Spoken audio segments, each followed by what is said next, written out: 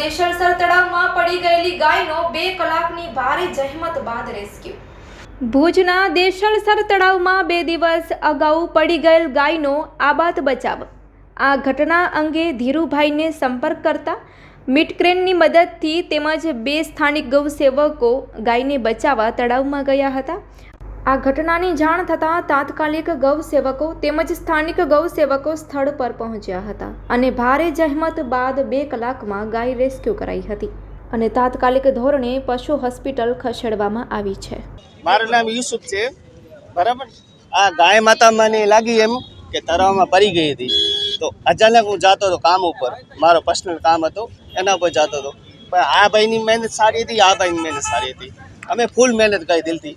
આ ભાઈ પણ અમે તારામાં બુધવારો હતો ને અમે બધી દિલથી મહેનત કરીએ કે ગાંવ માતા છે અમારી પણ આ જે આવ્યા હતા ટીમ સારી આવી હતી, મહેનત સાર્થક કરીએ।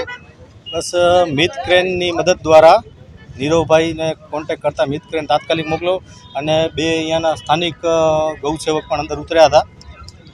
તાત્કાલિક ધોરણે ગાયનો જીવ બચાવી પશુ હોસ્પિટલ મોકલવામાં આવી છે। અહીંયાના સ્થાનિકો દ્વારા એમ કહેવામાં આવે છે કે 2 દી અગાઉ પડી ગઈ હતી અને આજે ગૌસેવા સમિતિનો સંપર્ક થયો અને તાત્કાલિક તમામ ગૌસેવકો, સ્થાનિક ગૌસેવકો, વિશ્વ હિન્દુ પરિષદના કાર્યકરો તમામ આવી અને આ રેસ્ક્યુ બહાર પાડ્યો 2 કલાકની મહેનતે। અત્યારે તો ખરાબ પાણી બધું પી ગઈ છે એટલે તાત્કાલિક ધોરણે પશુ હોસ્પિટલ એને દાખલ કરવામાં આવી છે। કાલે પડી ગઈ હતી ગાય, તો કાટવાળો હતો નહીં ભાઈ, અમે મહેનત કીધી,